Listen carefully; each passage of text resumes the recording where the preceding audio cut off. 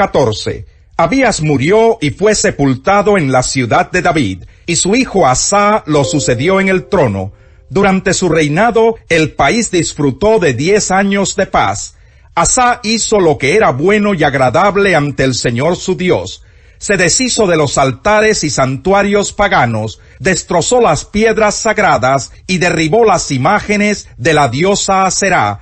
Además ordenó a los habitantes de Judá que acudieran al Señor, Dios de sus antepasados, y que obedecieran su ley y sus mandamientos. De este modo Asá se deshizo de los santuarios paganos y de los altares de incienso que había en todas las ciudades de Judá, y durante su reinado hubo tranquilidad. Asá construyó en Judá ciudades fortificadas, pues durante esos años el Señor le dio descanso, y el país disfrutó de paz y no estuvo en guerra con nadie.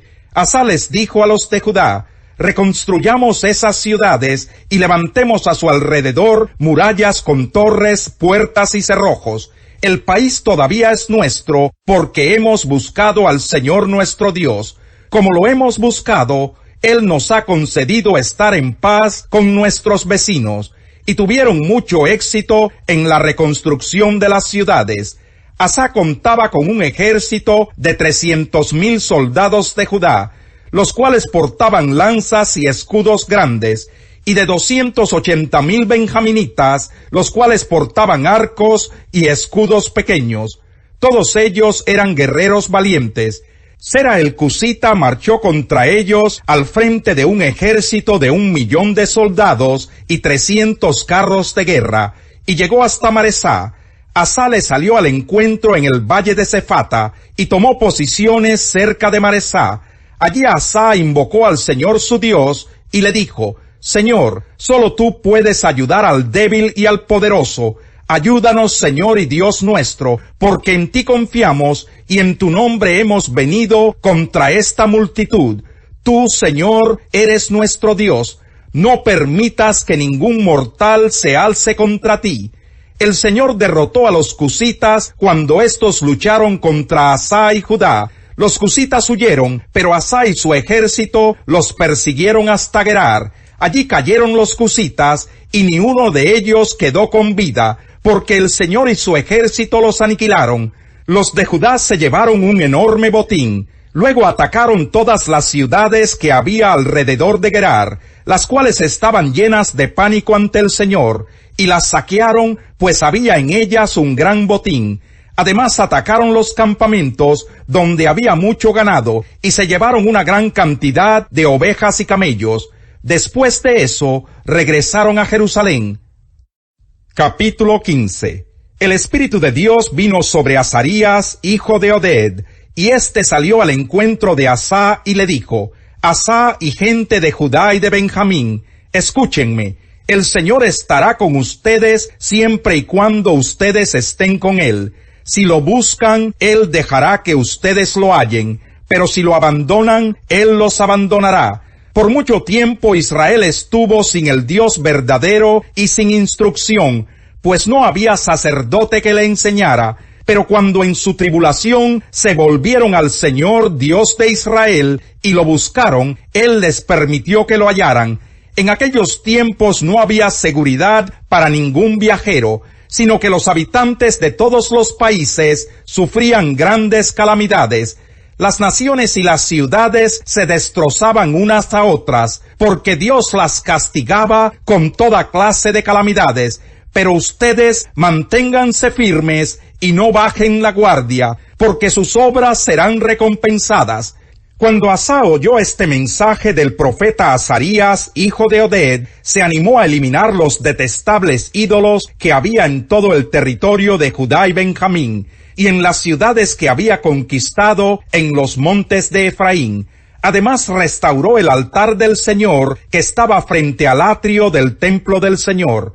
Después convocó a los habitantes de Judá y de Benjamín, como también a los de Efraín, Manasés y Simeón, que vivían entre ellos, pues muchos israelitas se habían unido a Asá al ver que el Señor su Dios estaba con él. Se reunieron en Jerusalén en el mes tercero del año 15 del reinado de Asá. Ese día ofrecieron al Señor 700 bueyes y 7,000 ovejas del botín que habían tomado. Luego hicieron un pacto mediante el cual se comprometieron a buscar de todo corazón y con toda el alma al Señor Dios de sus antepasados. Al que no buscara al Señor Dios de Israel, se le castigaría con la muerte, fuera grande o pequeño, hombre o mujer.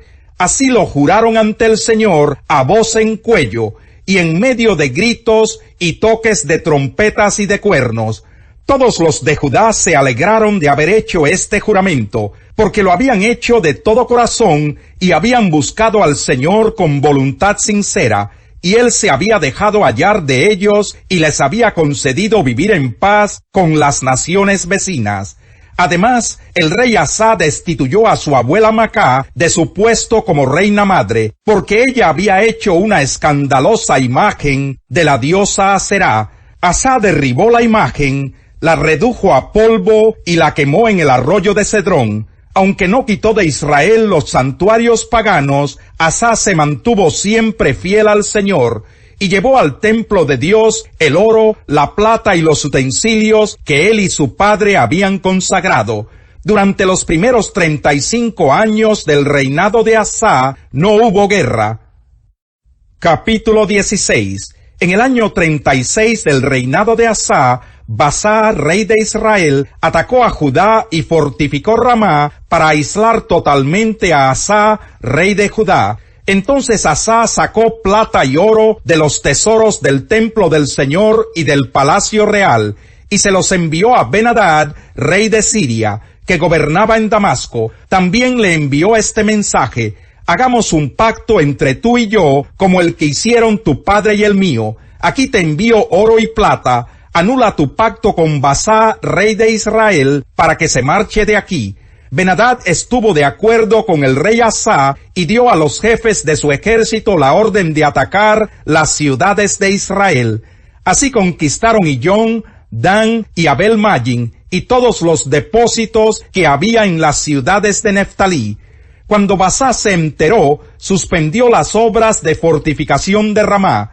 Entonces el rey Asa movilizó a todo Judá y se llevó de Ramá las piedras y la madera con que había estado fortificando aquella ciudad, y fortificó más bien Geba y Mizpa. En esa ocasión el vidente Hananí se presentó ante Asa, rey de Judá, y le dijo: por cuanto pusiste tu confianza en el rey de Siria, en vez de confiar en el Señor tu Dios, el ejército sirio se te ha escapado de las manos. También los cusitas y los libios formaban un ejército numeroso, y tenían muchos carros de combate y caballos, y sin embargo el Señor los entregó en tus manos, porque en esa ocasión tú confiaste en Él. El Señor recorre con su mirada toda la tierra, y está listo para ayudar a quienes le son fieles, pero de ahora en adelante tendrás guerras, pues actuaste como un necio.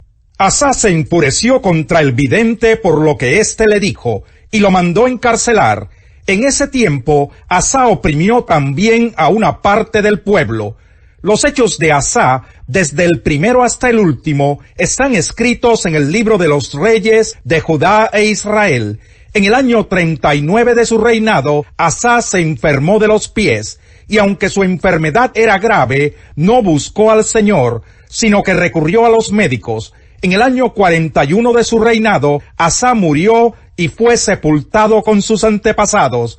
Lo sepultaron en la tumba que él había mandado cavar en la ciudad de David, y lo colocaron sobre un lecho lleno de perfumes y diversas clases de especias aromáticas, muy bien preparadas. En su honor encendieron una enorme hoguera. Capítulo 9. Digo la verdad en Cristo, no miento. Mi conciencia me lo confirma en el Espíritu Santo. Me invade una gran tristeza y me embarga un continuo dolor. Desearía yo mismo ser maldecido y separado de Cristo por el bien de mis hermanos, los de mi propia raza, el pueblo de Israel.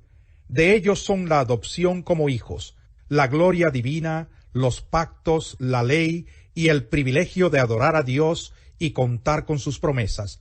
De ellos son los patriarcas, y de ellos, según la naturaleza humana, nació Cristo, quien es Dios sobre todas las cosas. Alabado sea por siempre. Amén. Ahora bien, no digamos que la palabra de Dios ha fracasado. Lo que sucede es que no todos los que descienden de Israel son Israel. Tampoco por ser descendientes de Abraham son todos hijos suyos. Al contrario, tu descendencia se establecerá por medio de Isaac. En otras palabras, los hijos de Dios no son los descendientes naturales. Más bien, se considera descendencia de Abraham a los hijos de la promesa. Y la promesa es esta: dentro de un año vendré, y para entonces Sara tendrá un hijo. No solo eso, también sucedió que los hijos de Rebeca tuvieron un mismo padre, que fue nuestro antepasado Isaac.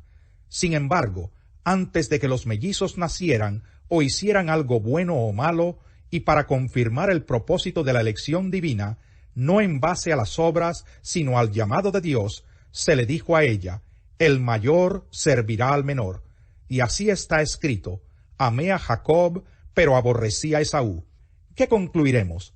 ¿Acaso es Dios injusto? De ninguna manera. Es un hecho que a Moisés le dice: tendré clemencia de quien yo quiera tenerla, y seré compasivo con quien yo quiera serlo. Por lo tanto, la elección no depende del deseo ni del esfuerzo humano, sino de la misericordia de Dios. Porque la Escritura le dice al faraón: te he levantado precisamente para mostrar en ti mi poder, y para que mi nombre sea proclamado por toda la tierra.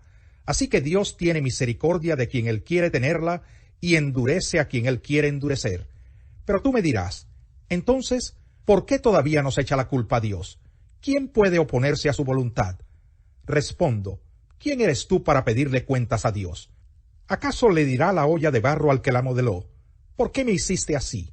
¿No tiene derecho el alfarero de hacer del mismo barro unas vasijas para usos especiales y otras para fines ordinarios? ¿Y qué si Dios, queriendo mostrar su ira y dar a conocer su poder, soportó con mucha paciencia a los que eran objeto de su castigo y estaban destinados a la destrucción? ¿Qué si lo hizo para dar a conocer sus gloriosas riquezas a los que eran objeto de su misericordia y a quienes de antemano preparó para esa gloria? Esos somos nosotros, a quienes Dios llamó no solo de entre los judíos, sino también de entre los gentiles. 19. Los cielos cuentan la gloria de Dios, el firmamento proclama la obra de sus manos. Un día comparte al otro la noticia, una noche a la otra se lo hace saber, sin palabras, sin lenguaje, sin una voz perceptible, por toda la tierra resuena su eco, sus palabras llegan hasta los confines del mundo. Dios ha plantado en los cielos un pabellón para el sol, y éste, como novio que sale de la cámara nupcial, se apresta cual atleta a recorrer el camino. Sale de un extremo de los cielos, y en su recorrido llega al otro extremo, sin que nada se libre de su calor. La ley del Señor es perfecta, infunde nuevo aliento. El mandato del Señor es digno de confianza, da sabiduría al sencillo. Los preceptos del Señor son rectos, traen alegría al corazón. El mandamiento del Señor es claro, da luz a los ojos. El temor del Señor es puro, permanece para siempre.